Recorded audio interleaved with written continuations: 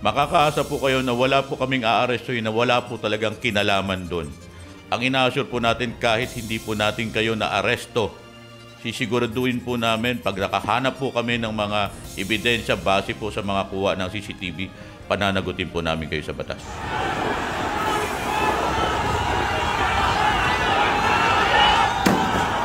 Ganito ang nangyaring gulo kasabay ng anti-corruption protest kahapon sa iba't ibang lugar sa Metro Manila.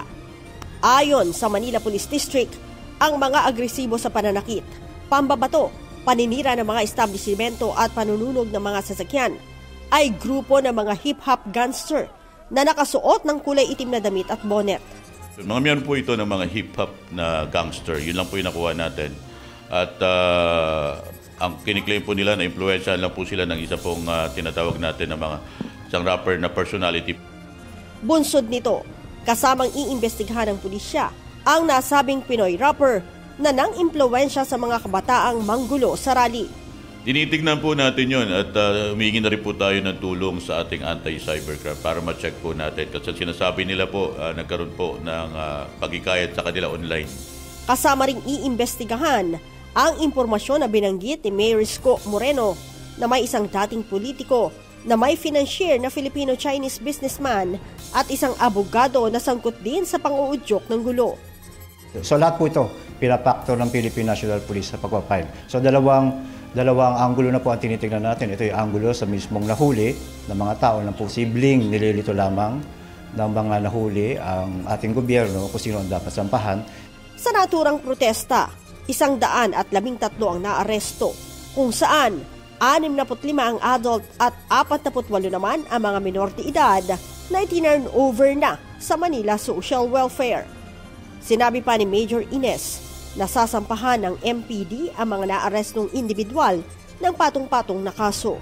Itinanggi naman ng MPD na mayroong nagpaputok ng baril at namatay sa insidente. Nakita po natin doon sa isang video na social media na sinasabi po mayroon pang putok na narinig. Ito po ay monotone na galing po doon sa mga nanggugulo po sa lugar. Nakita po natin na sa kanila galing po yung monotone. Actually po may nakuha po tayong monotone doon sa mga bag po ng mga ilan doon. At hindi lang po monotone, yung mga pintura po na pinapo nila sa mga pulis natin, nakuha din po yun. Pero po yung sinasabi po na meron pong pagpapaputok sa ating hanay, wala pong ganon. Base sa tala ng PNP, umabot sa 129 ang nasugatang mga pulis at 76 na mga sibilyan. Ayon kay Philippine National Police Public Information Office Chief, Police Brigadier General Randolph Tuanyo, binisita ni PNP Acting Chief Police Lieutenant General Jose Melencio Nartates Jr. sa PNP General Hospital ang ilan sa mga pulis na nasugatan. Personal niya binisita yung ating po mga PNP members na na-injured. At may mga kaukulang, kasama niya po ang ating Director for Controllership para ito naman po sa financial na tulong na nakalaan po para sa ating mga na-injured na member ng Philippine National Police. Bagamat nasaktan, sinabi ng mga pulis na hindi sila kalaban. Nandoon sila para sa peace and order at para sa kaligtasan ng bawat isa, lalo na ng mga protesters na nagpapahatid ng hinaing sa pamahalaan. Nag-start po yung balibagan ng medyo mahina pa lang po noon na. Tapos sinusugod na po nila kami. Kami naman po paatras.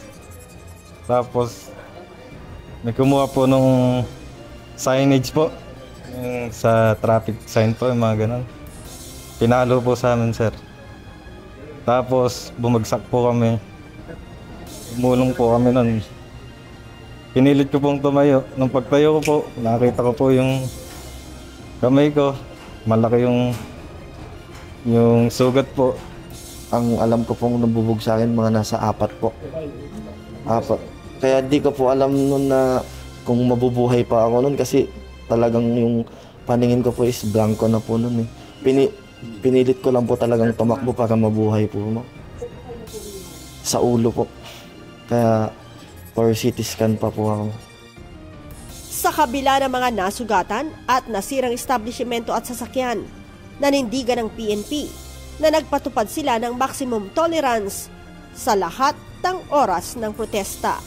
Sinasabi po natin sa kabila ng mga isolated incidents na nangyari specifically doon sa foot ng Ayala Bridge, as a general nang nangyari general assessment po natin, naging payapa sa kabuuan yung naging protest rally kahapon. Leia Ilagan, UNTV, News and Rescue. Diyos ang aming sandigan, serbisyo publiko ang aming pinahahalagahan.